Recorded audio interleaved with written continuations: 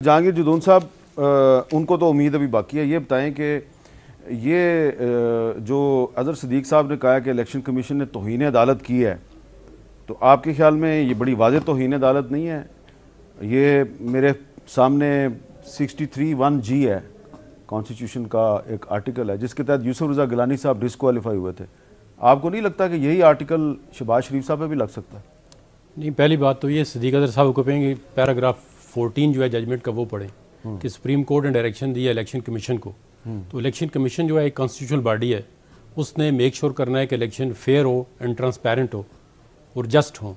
वो article 218 sub article 3।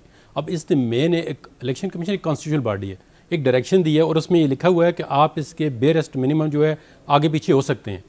अब इसने ये डिसीजन दिया है कि जी 90 दिन वाला तो काम उस वक्त ही ख़त्म हो गया जब हियरिंग जारी थी। उसकी मैं आपको मिसाल बताता हूँ कि ये सिद्दीक अजहर साहब मौजूद थे। इस पर जस्टिस मंसूर शाह साहब ने कहा है कि जी आप दोनों पार्टियाँ जाएँ, आधे घंटे का वक्फा हो घंटे का, कि आप हमें कोई आगे पीछे करके तो दरमियाना कोई रास्ता निकाल के ले आएँ।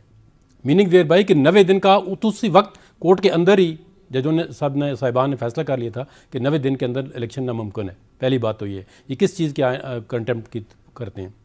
उन्होंने कहा आप वापस जाएं, पार्टियों से मशवरा करें, वापस कोई दरमियानी राह निकालें, इस तरह भी कहते हैं ना, कोई मशवरा करें। जब वो वापस आए उन्होंने कहा जी पार्टियां कहती हैं हम जो है अब इतनी शार्ट टाइम है, तो ये अपने नायक वान साहब से जरदारी साहब ने कहा रब्ता भी नहीं हो सका और ये नहीं हो सकता। अब देखें ना 90 दिन का टाइम जो ही कहते हैं कॉन्स्टिट्यूशन के अंदर, वो तो अभी उसको तो क्रॉस कर चुके हैं। अगर वो हो भी तो अब इलेक्शन कमीशन ने ये फैसला दिया है। अब इनका देखना कंटेम्प्ट तो ये खुद कह रहे हैं, कंटेम्प्ट अगर करती तो इलेक्शन कमीशन करती गवर्नमेंट पे कि आप हमें मशीनरी प्रोवाइड करें। आर्टिकल 220 के जरिए एग्जेक्टिव जो है he is bound to assess the election commission. वो इन्होंने खुद ही इलेक्शन कमीशन का इख्तियार खत्म कर दिए। ये कहते हैं इलेक्शन कमीशन कंटेम्प्ट इशू नहीं कर सकता। सेक्शन 10 को ये मानते ही नहीं है सिद्दीक अजहर साहब, और ना इनकी पार्टी साहब। एक कॉन्स्टिट्यूशन में एक आर्टिकल है 190 छोटा सा आर्टिकल है, पूरे पाकिस्तान की आमला व अदलिया के तमाम हुकाम अदालत उज़्मा की मुआवनत करेंगे। ठीक है, ये बिल्कुल ठीक है। ठीक है। अब देखें ना, या तो सुप्रीम कोर्ट खुद जाके मिनिस्ट्री ऑफ डिफेंस को कहिए इनको ये वाली प्रोवाइड करो। उन्होंने कहा इलेक्शन कमीशन का काम है, उनको इलेक्शन कमीशन को डायरेक्शन दी है कि आप ये डेट अनाउंस करें और डेट के अंदर इलेक्शन करवाएं, और इसमें थोड़ा बहुत आगे पीछे आप कर सकते हैं। अब जब इलेक्शन कमीशन ने एग्जीक्यूटिव को बुलाया, सेक्रेटरी डिफेंस को, सबको, उन्होंने आपको जो अभी मेंशन किया है ये सारी चीज़ें बताई हैं कि ये वाली सिचुएशन है, हम आपको फोर्स नहीं दे सकते। अगर ना होने के बावजूद इलेक्शन कमीशन कहता है कि मैं आर्टिकल 218 के तहत इलेक्शन नहीं करवा सकता। अगर ये 220 के तहत ये पाबंद है, तमाम एग्जीक्यूटिव वो इलेक्शन कमीशन को असिस्टेंस दे।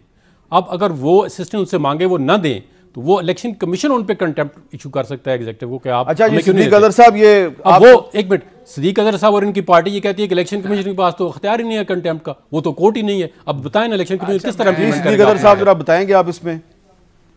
अच्छा, मैं हामिद मीर साहब जब नेशनल चैनल पे होते हैं तो हमें तो कोशिश करनी चाहिए सच बोलने की जी।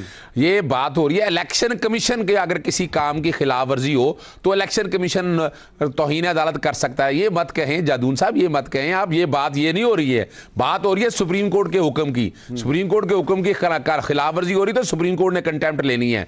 और जहां तक है वो इलेक्शन कमीशन तो आपके सामने इतना बाइस है, मां सिवाय एक सियासी जमात के अगेंस्ट कंटेम्प्ट के नोटिस किसको की है, आगे किसी और किसी सियासी जमात को। ये रिकॉर्ड के बात है, सबने क्या क्या कुछ कहते। और दूसरी जहां तक बात है, आर्टिकल 175 को पढ़ लीजिएगा। इलेक्शन कमीशन जो है ना कोर्ट है ना ट्राइब्यूनल है। सेक्शन 10 आज भी अल्ट्रा वायरी है जो इलेक्शन कमीशन को इख्तियार देता है। दूसरी बात है ना, अपना जदून साहब ने ऐसी ऑफेंड कह दिया कि जनाब 90 डेज से आगे पीछे हो जाए। और ये डर क्यों रहे हैं?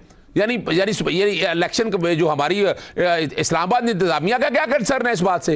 इलेक्शन तो होने हैं पंजाब के अंदर, इनका क्या कंसर्न है? इसका मतलब क्या है? जरा ऑर्डर को पढ़ लीजिएगा। जो वफाकी काबीना ने फैसला किया है ना, joint hand in gloves, election commission ने वही मान लिया। तो भी इलेक्शन तो मुलतवी ये पीडीएम कराना चाहती है, इलेक्शन कमीशन का काम ये नहीं था। और मैं उनकी आसानी के लिए पढ़ देता हूं, पैरा नंबर 14 का पढ़ देते हैं, वो रेलेवेंट का क्यों कहा है। उन्होंने लफ्ज इस्तेमाल किए ब्रैकेट में, It may not be possible to meet the 90 days deadline stipulated by the constitution. It is also the case that क्या possibly on account of misunderstanding of the law. Governor कहता था कि असेंबली मैंने dissolve नहीं की है। अच्छा, और जब मैंने डिसॉल्व नहीं किया तो मैं डेट नहीं दूंगा। एक सवाल है, तो मिसअंडरस्टैंडिंग ऑफ लॉ की बात है। और सुप्रीम कोर्ट ने जहां तक वो टाइम दे दिया उनको, वो टाइम अब 90 डेज का आ गया। सदर को कह दिया, सदर ने डेट दे दी, सदर ने 30 अप्रैल डेट दे दी। ये 30 अप्रैल डेट हरफे आखिर है पोल डेट। अच्छा, आगे पीछे नहीं कर सकते, इवन इलेक्शन कमीशन नहीं कर सकता। सवाल है, जिन्होंने किया है they have to face the consequences.